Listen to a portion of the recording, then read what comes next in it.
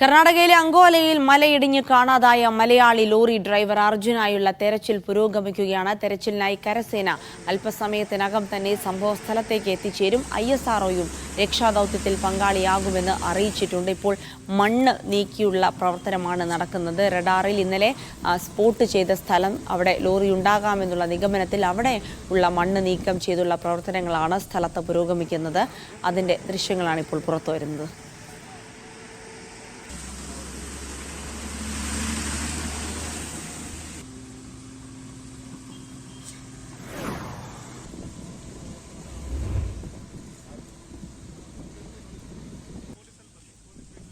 AK Ashraf, അദ്ദേഹം Manjeshwaram MLA കൂടി നമ്മുടെ ഒപ്പം ചേരുന്നുണ്ട്. അദ്ദേഹം ഇപ്പോൾ ഈ സ്ഥലത്ത് ഇത്രയും മണിക്കൂർ അവിടെ ഉണ്ടായിരുന്ന ആളാണ്.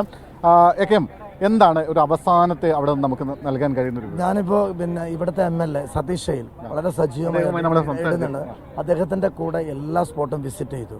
നമ്മുടെ സംസ്ഥാനത്ത് നിന്ന് വന്ന നമ്മുടെ രക്ഷാപ്രവർത്തനത്തിൻ്റെ ടീം കൂടി അവിടെ സജീവമായി നിൽക്കുന്നുണ്ട്.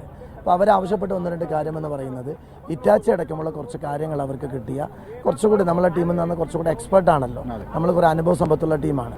അത് ഇവരുമായിട്ട് ആശയവിനിമയം നടത്തി ഇറ്റാച്ചും കാര്യങ്ങളും അവർക്ക് സൗകര്യം ഏർപ്പെടുത്തി കൊടുത്തിട്ടുണ്ട്. ഇപ്പോൾ അർജുൻ്റെ ബ്രദറും മറ്റുള്ള ആളുകളൊക്കെ പറയുന്നത് ഇതേ സ്ഥലമാണ്, ഇവിടെ തന്നെ തെരച്ചിൽ നടത്തണം എന്ന് പറഞ്ഞിട്ട് നമ്മളൊരു സ്ഥലം മാറ്റിയിട്ട് അവിടെ തന്നെ തെരച്ചിൽ നടത്താനുള്ള സംവിധാനം ഒരുക്കി.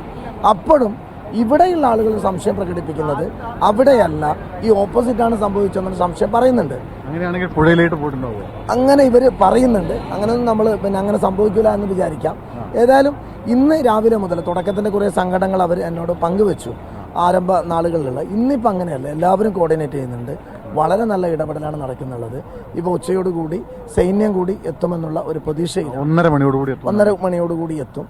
നേരെ ഓപ്പോസിറ്റ് സൈഡ് ആയിരുന്നു എന്നൊരു സംശയം ഇപ്പോൾ പ്രകടിപ്പിക്കുന്നുണ്ട്. ഞാൻ ആ സ്പോട്ട് വിസിറ്റ് ചെയ്ത് ഇവിടുത്തെ ലോക്കൽസ് ആയിട്ടുള്ള ആളുകൾ, ഇവരെ നേതൃത്വത്തിൽ ഒരു അരുൺ എന്നറിയുന്ന ഒരു ടീമാണ്, ക്യാപ്റ്റനാണ് ഇതിന് നേതൃത്വം കൊടുക്കുന്നത്. അവർ കുറേ അതിൻ്റെ അടയാളങ്ങളൊക്കെ കാണിച്ചിട്ടുണ്ട്. ഞങ്ങൾക്ക് ചെറിയൊരു അടയാളം പോലും കിട്ടുന്നില്ല. സർ, ഞാൻ അപ്പോഴും നമ്മൾ അർജുൻ്റെ ഫാമിലി ജിതിൻ, അതോടൊപ്പം അർജുൻ്റെ ഒരു അനിയനുണ്ട്, അവരെന്നോട് പറഞ്ഞു, സർ അവിടെ ഇവരെന്തിനാണ് പരുതുന്നത്? ആ ഫാമിലി ചൂണ്ടിക്കാണിച്ച സ്ഥലത്ത് തന്നെ മലയാളികളും ഇവരും ചേർന്നിട്ടുള്ള ഏറ്റവും വലിയ തെരച്ചിൽ നടക്കുന്നുണ്ട്.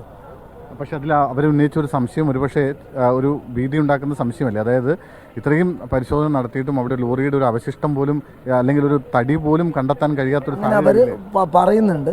അതിനിടയിൽ മണ്ണിടിച്ചിലുണ്ട്. 1 മണിക്കൂർ കൊണ്ട് ഒരു നല്ല റിസൾട്ട് ഉണ്ടാവും, അർജുൻ ജീവനോട് തിരിച്ചു വരും. ഇപ്പുറത്തെ വശത്താവരുത് എന്ന് പ്രാർത്ഥിക്കാം അല്ലേ? അങ്ങനെ ഒരു സംശയം നാട്ടുകാർ തീർച്ചയായും നമ്മളെ പ്രാർത്ഥന എല്ലാ കാലത്തും ഫലിച്ചിട്ടുണ്ട്.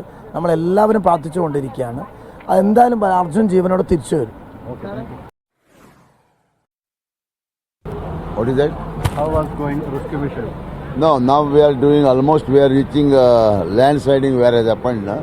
Till the bottom of the hill we are reaching, and whatever our doubts were there, till that we have reached. Our military people are coming now.